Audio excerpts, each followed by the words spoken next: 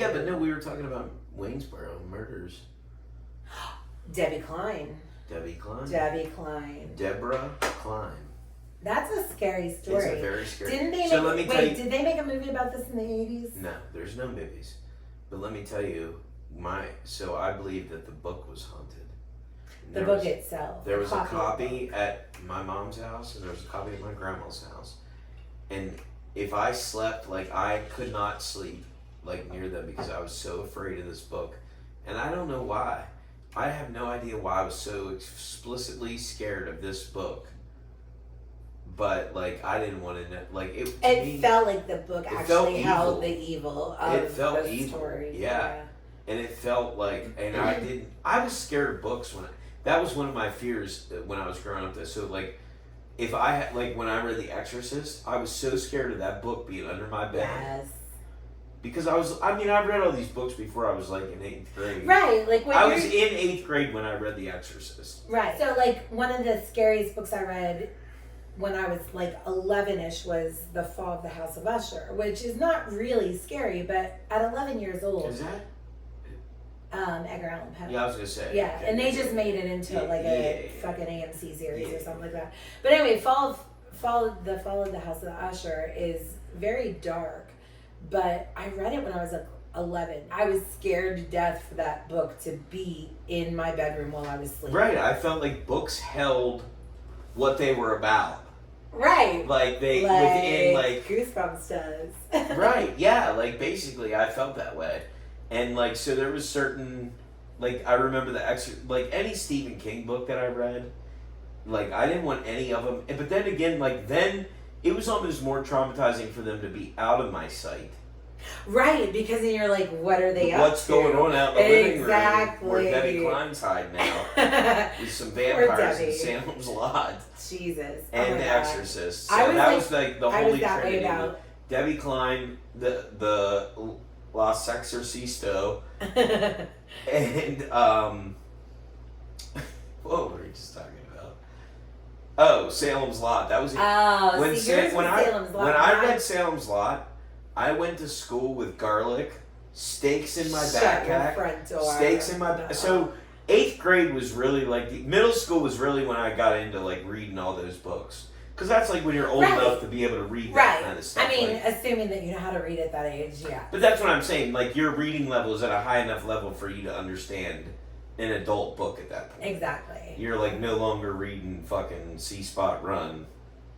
You know what I mean? Like, you're graduated from, like, Goosebumps to real adult books. You said C-Spot Run, and I thought of fucking Andrew Dice Clay. But you know what I mean, though? Like, the bitch fell down. Hey, I read the Goosebumps and they fucking got me with that bitch. Yeah.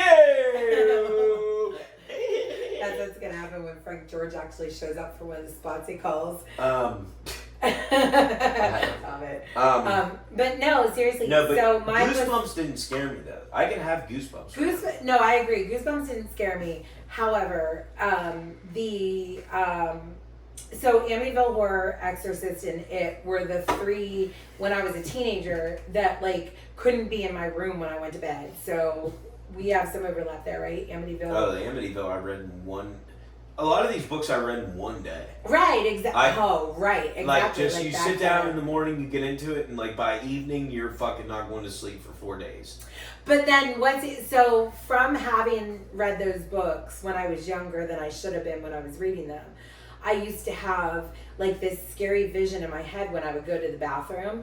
If I was looking down the hallway, I was afraid that the closet at the end of the hallway was going to open up and a skeleton was going to pop out and be like, and I was scared of that image for years to the point where I would never leave the bathroom door open, but I would never close it either fully because I didn't want to be trapped in case the skeleton got in the bathroom.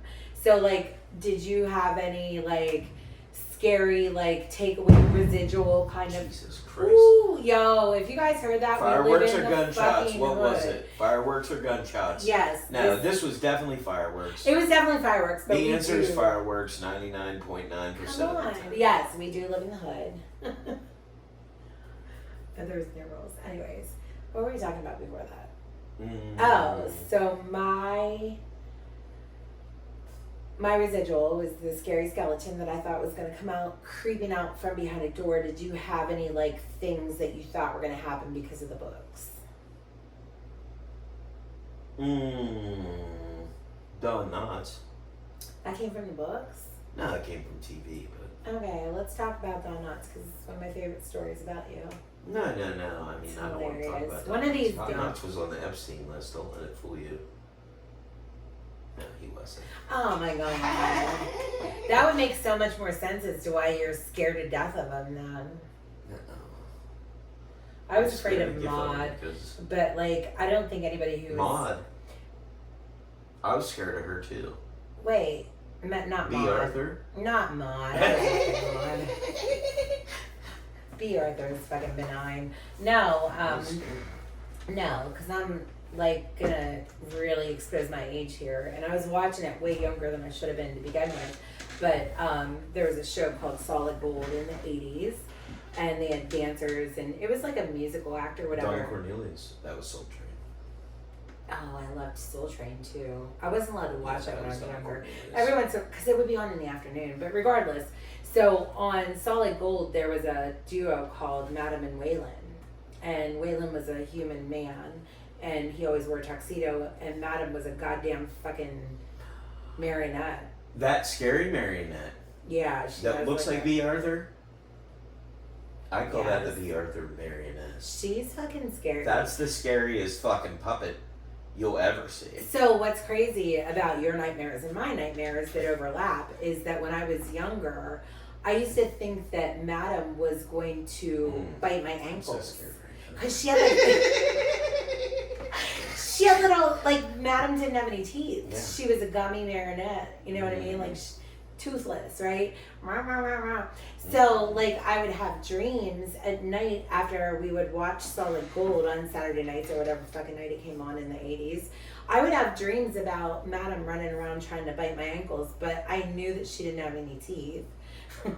So she was just really gumming. She was gumming my ankles, and it was scary as fuck. She's gonna grab my ankles. Gum 'em to death.